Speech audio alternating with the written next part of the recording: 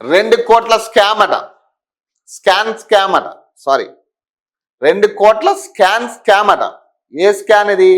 చలాన్ల ట్యాబ్లో సొంత QR code అట. పట్ట పగలే ట్రాఫిక్ పోలీసుల దోపిడీ అట. సామాజిక మాధ్యమాల్లో కొన్ని రీల్స్ వస్తుంటాయి.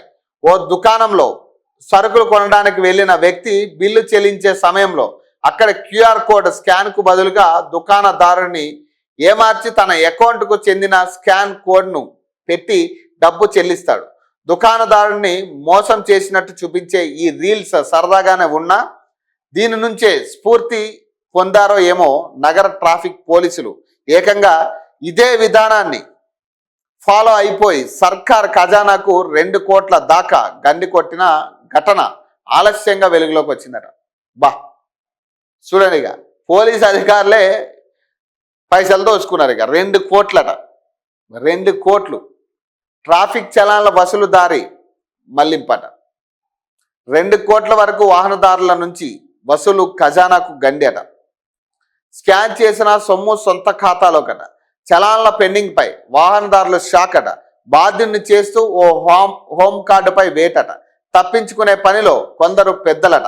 అధికారులకు తెలియకుండానే పోలీస్ శాఖలు ఇంత కుంభకోణం సాధ్యమా అంటే సాధ్యం అయి ఉండొచ్చు.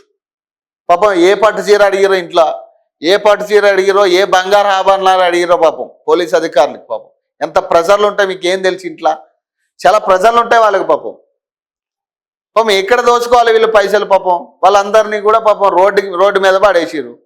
చలానాలు కొట్టమంటున్నారు. వాళ్ళకి జీతాలు చక్కగా ఇవ్వట్లే. ఏం చేస్తారు పాపం?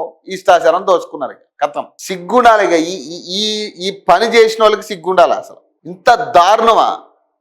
అసలే ఇక చిన్న చేతగా ఉద్యోగాలు చేసుకునే వాళ్ళు మీరు 1000-2000 ఫైన్ వేస్తే ముందు వెనక చూడాల్సిన పరిస్థితి వచ్చింది మాకు.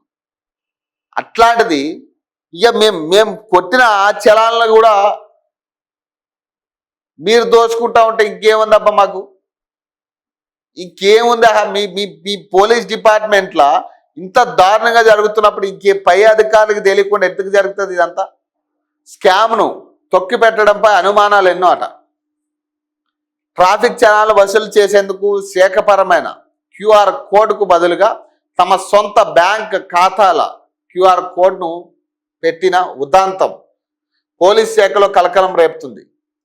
చలాన్లు కట్టినప్పటికీ ఇంకా పెండింగ్ ఉన్నట్టుగానే వెబ్సైట్లో కనిపిస్తున్నదట. ఇక దీనిపై వాహనదారులు ఫిర్యాదు చేయగా ఇంకా అప్డేట్ కాలేదేమో అని మొదట్లో అధికారులు భావించారు. కానీ చాలా మంది నుంచి ఇవే తరహా ఫిర్యాదులు రావడంతో అనుమానం వచ్చి ఆరా తీగలాగితే డొంకంతా కదిలింది. ఏకంగా 2 కోట్ల దాకా ప్రభుత్వ సొమ్ము దారి మళ్ళిందని తెలిసిందట.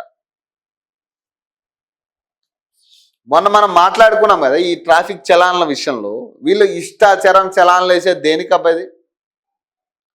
దీనికి తోడు మరి ముఖ్యమంత్రి వీళ్ళని ప్రోత్సహిస్తూ ఉన్నాడు కదా, అప్గ్రేడ్ అవ్వండి. ఇంకా అప్గ్రేడ్ అయితే బాగుండేది కదా. మీరు కూడా అప్గ్రేడ్ అవ్వమని చెప్తున్నాడు కదా ముఖ్యమంత్రి. చెప్తా ఉన్నాడు అప్గ్రేడ్ అవ్వండి,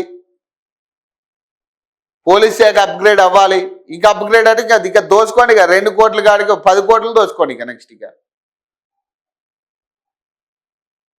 ఎటు తిరిగి సామాన్యుడికి గండి కొట్టే ప్రయత్నం. అందరూ కూడా ఉన్న రాజకీయ నాయకులు అట్లనే ఉన్నారు, ప్రభుత్వ ఉద్యోగులు అట్లనే ఉన్నారు.